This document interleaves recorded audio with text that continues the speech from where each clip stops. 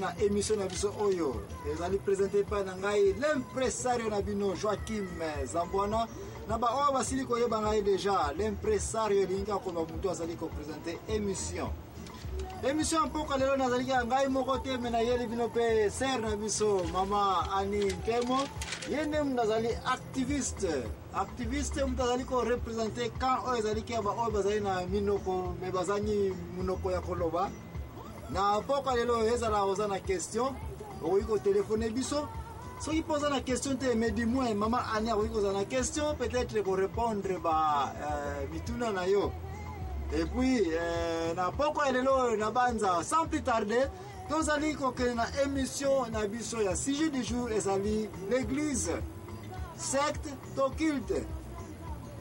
Batumi ba ko ikoloba ete, église ezali kaka yango kaka secte. Église yango pe kaka ezali culte. Kasi na poko elelo yo lokola émission na biso lokola bolinga ka yango to sala ka ba recherche ndenge na ndenge recherche na biso to sili ko sala ezali ko loba ete ser na eske église yango kaka secte to yango kaka culte to eloko ni ozana yango to introduction ni no iko pesa biso concernant sujet itali église secte na culte. Bon pour l'église ezali ndako ya Nzambe ngana yebi hein.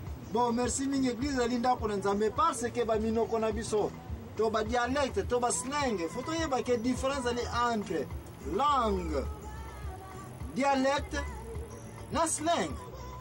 Différence entre langue dialecte na slang ne peut ser na so ko pesa so mo introduction muke avant que to ko ba na émission le parce que yo lo bika ndako ya nzambe est-ce que ozali komona tete so yito na français to so ko église na lingala to na langue so ni ezali ndako ya Nzambe ningomba bon groupe de prière bon nyonso ezaka ya secte pe ezaka secte ezali lokola ndako Nzambe ezape lokola ndako ya Nzambe mutu azalaki na kati église donc ndimelinga yete difficulté ezali na ba langue na biso to na ba dialecte biso pona ko expliquer ba mots yango loza ko moite mon peuple péri par quoi par manque de connaissances. Chaque fois soko zali ko raisonner na mokili oyo il faut ko sala attention. Makambo nyonso te oyo ezali na dialecte na yo oyo yebeli yango iko aider pe ko yeba mozino ya likambo yango nazo komona ete ser na mutu azoke na église azo bakana kena ndako ya Nzambe mutu akena na église alike sana ngo culte peut-être Jésus même azana kati te Nzambe azana kati te mais azako benga na kena wapi na ndako ya Nzambe mutu azoke na église alike mutu ye moko a inventé eloko na ye a créer yango a te croix na likolo wana bato bazobenga nini ndako ya Nzambe mais na banza so yo ko siliko bima na ba langue mususu ba langue internationale okoya komona ete différence ali entre kolobaka ndako ya Nzambe ekokite ndeko na ngai yango na poko lelo yo tika to pema muke na tango to kozonga to komeka mpe ko analyser que signifie église, que signifie secte et que signifie nini culte. Merci mingi.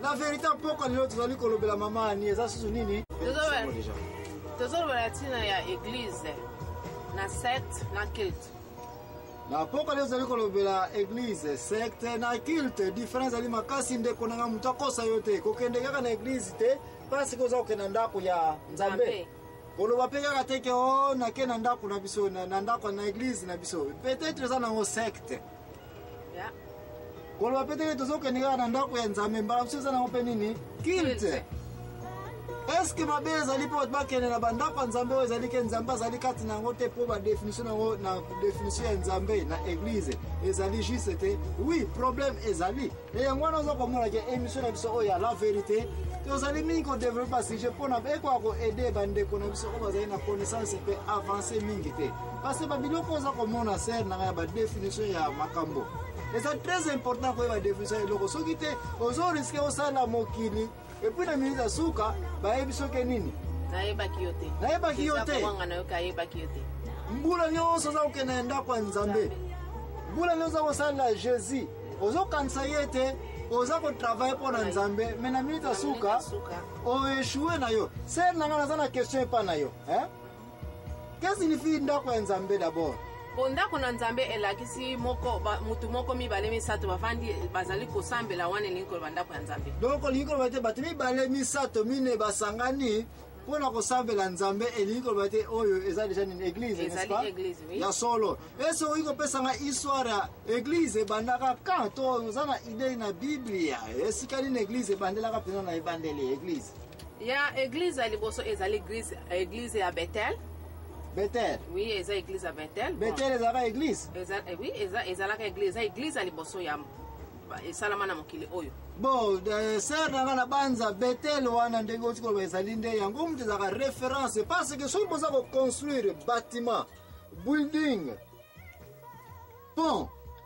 To eloko ezali ke monument moko kozala wana bat balbake ba eko poser première nini? Pierre, n'est-ce pas? Oui. Libanga ya liboso. Église, ezate ke bandaki na Bethel ke bat makomi kosana na Bethel, mais église Jacob tango alala ki na butu apozaki de mabanga tie mutune na katikati wana alota ki ndoto na butu Nzambe amoni ba angel bazouta na likolo bazokita na se bazokuta na ye wana bat bazako sambla bien oh place Nzambe soko batenga malamu na voyage na ngai oh nazongi na kosala yo nini ndako ya Nzambe ne ba mabanga wana Pierre wana liboso pozaki de lelo ezali conseil comme première église bandaka na epa ya Jacob na tango azalaki na ville ya Bethel. C'est nanga qu'est-ce signifie Bethel pour ceux qui koyiko yeba soko yebite batu bazali koyiko et demain tana qu'est-ce signifie Bethel d'après. Bon Bethel ezali démon ezako sangana na Beth ezali ndaku maison et puis elle ezali Nzambe. Oh merci sœur nanga merci moi nga ko accompagner ko zana yo comme ou accompagner biso na émission parce que vérité oyaka nango ezaka difficile musupona ko challenge yango wana merci mingi sena nanga usidi kolonga yango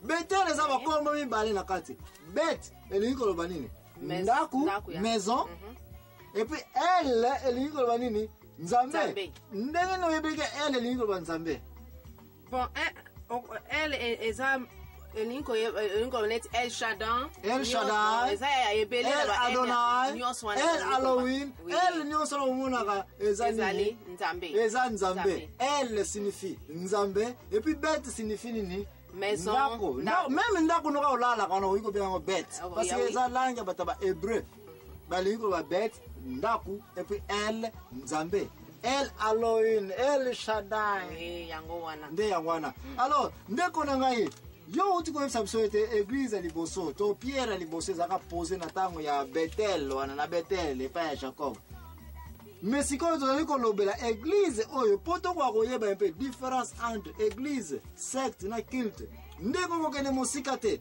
kangama na émission oyo landa comment tozali kokena mot général oyo etali nini église n'est-ce pas oui. Comme ça ceux qui te comprendre bien qu'est-ce que signifie église avant de kota na secte avant de kota na culte na banza yo moko frère na ngai sœur na ngai bisika otelemini okoyeba yo moko se servir komi yebela ete ya solo église tozali kokende ezali ndako ya nini ndako ya Nzambe ou bien ezali secte ou bien pesa na culte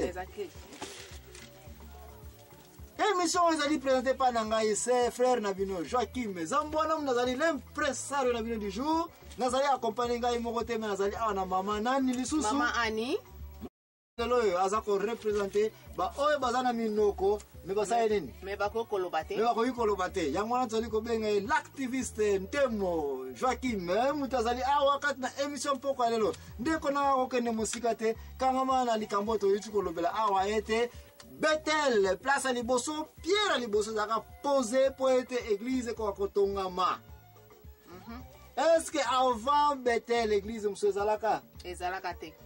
Est-ce qu'avant Bethel batata na biso ba Abraham basalaka pe Nzambe? Est-ce que bazaka kenda kwa Nzambe? Non. Bazaka kenda kwa Nzambe te. Ba yebaka ka Nzambe. Ba yebaka Nzambe. Donc tobozonga tokoyeba que signifie église na développement église na église vraiment bat bakomi ko sambela penza basangani ensemble e bandaka quand e Nzambe nini yango alingi e kwa koleka kati na makambo etali eloko babengi komo nini? Iglesia.